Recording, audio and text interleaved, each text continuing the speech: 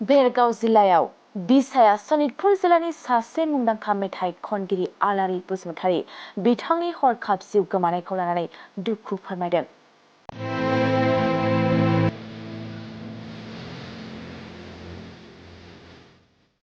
बर'नि सासे जाखांफुनाय मेथाइ खनगिरि एबा सनितपुर जिल्ला एबसुनि बारग' हारिमु नेहाथारि लोगोसे सनितपुर जिल्ला बिसानि सासे सोद्रोमा आलारि बसुमतारी बिथाङा हरखाब जिउ गोमानायखौ लानानै बेरगाव जिल्ला बिसाया बिथांनि जिउ सोलेरा सोरगो रायजोआव गोजोनै थाहैनो हायो बेखौ लानानै बिथांनि सावगारियाव आलारि फोजोंना बिबार बावनानै खुलुमदों। बे हाबाफारियाव बाहागो लायो बेरगाव बिसानि गाहाय आफादगिरि लंकेश्वर बसुमतारी, बेरगाव जिल्ला बिसानि गाहाय नेहाथारि लोगोसे मिरु बिसानि नेहाथारि दिपेन बर', खैराबारि दखना एबसुनि गाहाय आफादगिरि हेमकुमार बसुमतारी, गाहाय नेहाथारि प्रकाश नार्जारी, लोगो आफादगिरि नीलेश्वर दैमारी, खैराबारि बर' थुनलाइ आफादनि गाहाय नेहाथारि बिरेन बर', सिनाखना गोजौ फरायसालिनि गाहाय फोरोंगिरि गजेन स्वर्गियारी लोगोसे बेरगाव बिसानि दैदेनगिरि बिथांमोना बाहागो लायो। बे समाव बेरगाव बिसानि गाहाय नेहाथारि दिपेन बर' बिथाङा खौरांगिरिनि सिगाङाव मा फोरमायदों फै जोंहा बुङै मिथिना लानि। खुलुमबाय बयनिसिमबो जोबोद दुखुनांथाव मोनसे जाथाय जालांबाय जे सनितपुर जिल्लानि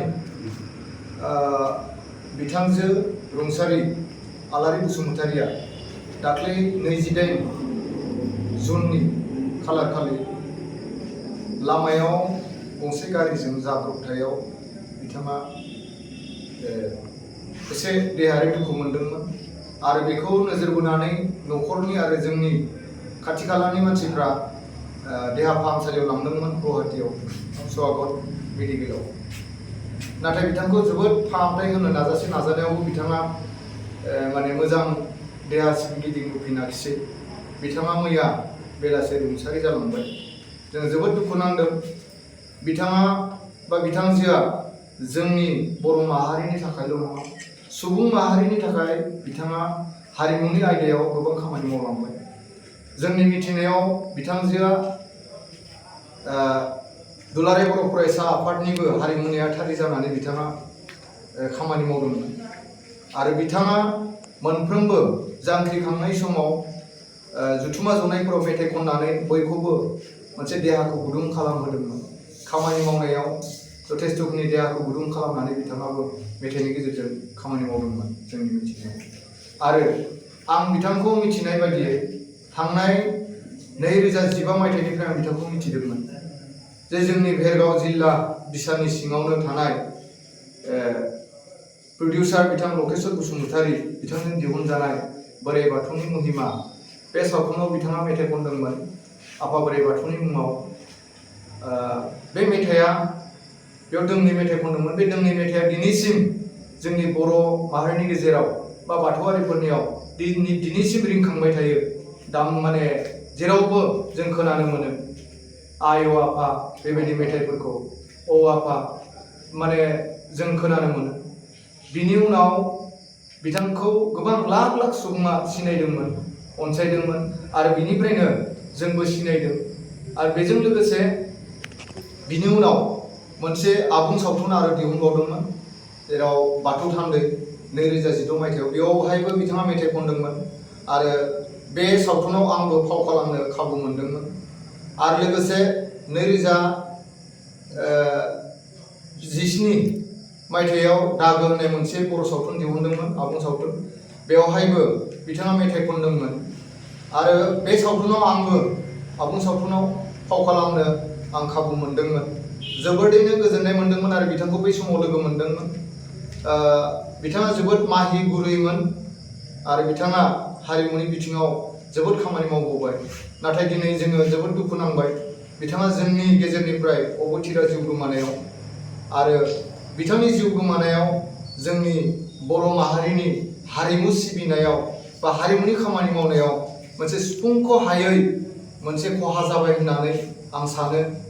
आरो दिनै बिथांनि जिउमाया जाहाथे जेरावखि थाया मानो बेवहायनो गोजोनै थाथों आरो बिथांनि मावना गालांनाया अरायबो जोंनि सुबुं माहारिनि गेजेराव गोजोरै थांनानै थाथों बेखौ मिजिंथिनानै जोंनि बर'नि मिरु महरगिरि आफाद एबा बिसाया बिथोन हरदों जे मोनफ्रोमबो जिल्ला आफादफोरा आलारि बाथि फोजोंनानै बिथांनि सावगारिनि सेराव धुप धुनासो सावनानै इसोरनि सेराव आरज गाबनांगौ आरो बे हिसाबै दिनै जोंनि बर' माहारिनि जेसेबांखिनि जों बर' महरगिरि आफादनि जिल्ला आफादनिफ्राय लानानै मिरु आफादसिम बिथांनि मुङै आलारि बाथि सावदों धुप सावदों धुना सावदों आरो जोंबो भेरगाव जिल्ला महरगिरि आफादा दिनै बिथांनि मुङाव जोङो आलारि बाथि फोजोंदों आरो जों आसा खालामदों दिनैनि बे आलारि बाथि सावनायनि गेजेरजों जों बिथांनि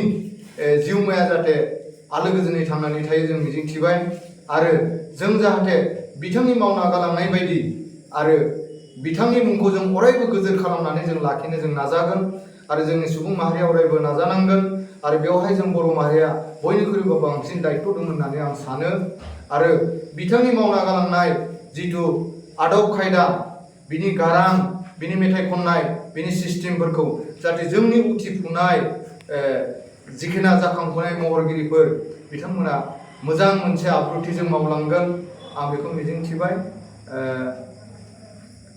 जायखिजाया जोबनायाव आङो बयखौबो आं साबायखर बावदों दिनै बिथांनि जानानै बयबो इसोरनि सेराव आरज गाबनायनि थाखाय गोजोन्थों। गोजोनथाव खौरां नोंथांमोननि थाखाय लानानै फैदों MRM मेम'रियेल हस्पिटालाव गोबां बेमार फाहामथाय होनायनि खाबु।